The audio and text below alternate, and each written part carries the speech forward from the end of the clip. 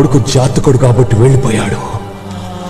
ఏదో ఒక రోజు పేదవాళ్ల గుడిసెల్లో దీపాలు వెలిగించటానికి, మీరు అనగదొక్కిన అంటరాని వాళ్ళని అందలం ఎక్కించటానికి, నేను కన్న కలల్ని నిజం చేయటానికి వస్తాడు.